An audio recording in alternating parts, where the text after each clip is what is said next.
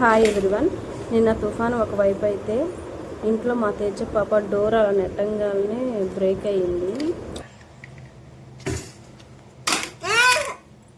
కొట్టావు కదా, కొంచెం ఫోర్స్గా నెట్టింది, గట్టిగా నెట్టింది. నేను అసలు బ్రేక్ అవ్వదు అనుకున్నాను. సౌండ్ వచ్చింది, చూసేటప్పటికి డోర్ బ్రేక్ అయిపోయింది.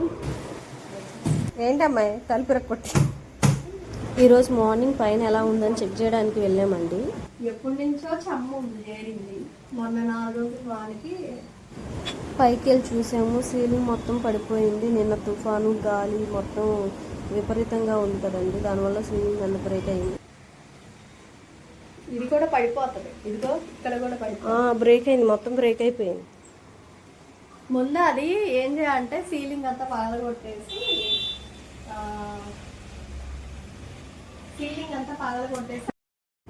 ఈ తుఫాను వల్ల మా ఇంట్లో 3 బ్రేక్ అయినాయి. ఒకటేమో సీలింగ్ పోయింది, ఇంకోటి వచ్చేసి షాప్ డోర్ గాలికి ఎగిరి ఎక్కడో పడిపోయింది, ఇంకోటేమో పైన చిన్న గేటు ఊడిపోయింది.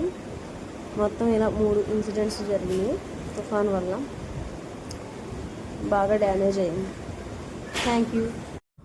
జస్ట్ ఇప్పుడే సీలింగ్ మొత్తం తీసేశారు కంప్లీట్గా.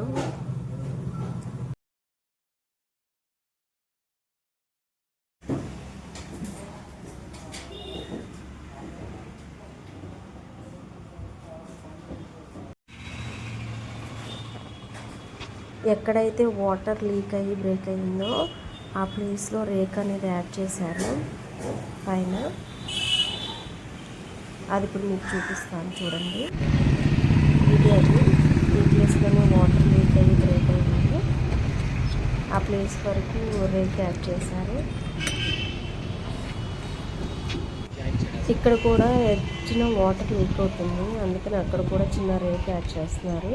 రేక్ యాడ్ చేసిన తర్వాత తార అనేది పోస్తారు, బ్లాక్ది.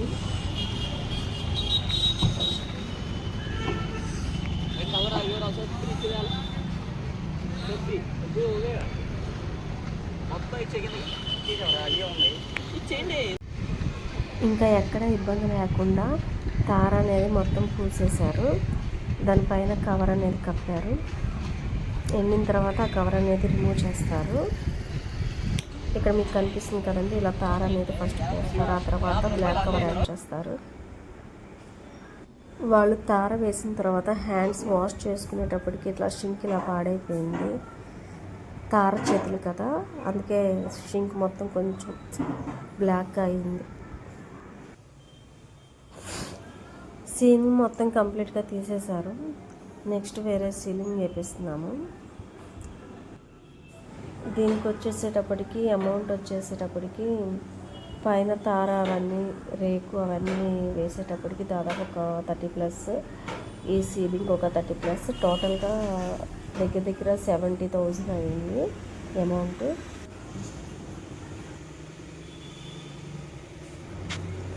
పైన వర్క్ కంప్లీట్ అవ్వడానికి, అలాగే కింద సీలింగ్ కూడా కంప్లీట్ అవ్వడానికి, దాంతోపాటు కరెంట్ మొత్తం టోటల్గా ఒక 2 to 3 days పట్టింది కంప్లీట్ అవ్వడానికి.